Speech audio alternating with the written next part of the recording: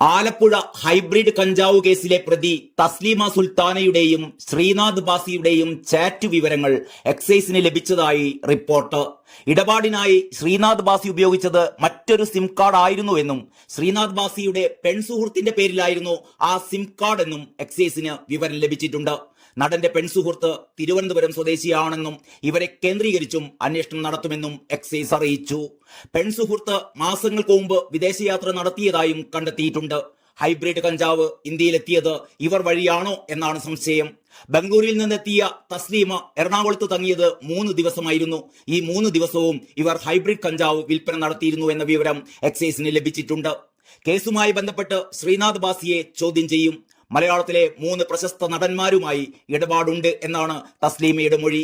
നിലവിൽ ശ്രീനാഥ് ബാസിയുമായുള്ള ചാറ്റ് വിവരങ്ങൾ മാത്രമാണ് എക്സൈസിന് ലഭിച്ചിരിക്കുന്നത്. ശാസ്ത്രീയ പരിശോധനാ ഫലം ലഭിച്ചാലേ ലഹരി ഇടപാടിന്റെ കൂടുതൽ വിവരങ്ങൾ ലഭ്യമാകുകയുള്ളൂ. അതേസമയം കേസുമായി ബന്ധപ്പെട്ട് ഹൈക്കോടതിയിൽ സമർപ്പിച്ച മുൻകൂർ ജാമ്യാപേക്ഷ ശ്രീനാഥ് ബാസി പിൻവലിക്കുകയുണ്ടായി. മുൻകൂർ ജാമ്യാപേക്ഷയിലെ വിവരങ്ങൾ പുറത്തു വന്നതിന് പിന്നാലെയായിരുന്നു നടന്റെ അഭിഭാഷകന്റെ ഈ നടപടി. ഹൈബ്രിഡ് കഞ്ചാവ് കേസിൽ മുൻകൂർ ജാമ്യം തേടി തിങ്കളാഴ്ചയാണ് ശ്രീനാഥ് ബാസി ഹൈക്കോടതിയെ സമീപിച്ചിരുന്നത്. കേസ് വ്യാജവും കെട്ടിച്ചമച്ചതുമാണ് എന്നായിരുന്നു ശ്രീനാഥ് ബാസിയുടെ മുൻകൂർ ജാമ്യാപേക്ഷയിൽ ചൂണ്ടിക്കാട്ടിയത്.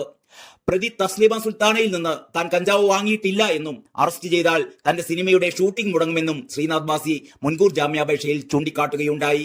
ആലപ്പുഴയിൽ നിന്നാണ് 2 കോടി രൂപ വില വരുന്ന ഹൈബ്രിഡ് കഞ്ചാവുമായി തസ്ലീമ സുൽത്താനയെ അറസ്റ്റ് ചെയ്തത്. ശ്രീനാഥ് ബാസിക്കും ഷൈൻ ടോം ചാക്കോയ്ക്കും കഞ്ചാവ് കൈമാറിയെന്ന് തസ്ലീമ നേരത്തെ മൊഴി നൽകിയിരുന്നു.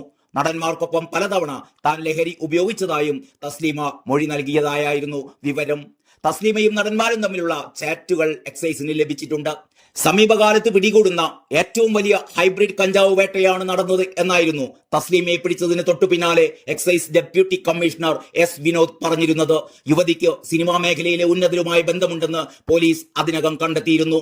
വിദേശത്ത് നിന്ന് എത്തിച്ച ഹൈബ്രിഡ് കഞ്ചാവ് യുവതി എറണാകുളത്ത് വിതരണം ചെയ്യുകയായിരുന്നു. ആലപ്പുഴയിലും വിതരണ സംവിധാനം ഉണ്ടാക്കിയതോടെ എക്സൈസിന്റെ പിടിവീഴുകയാണുണ്ടായത്.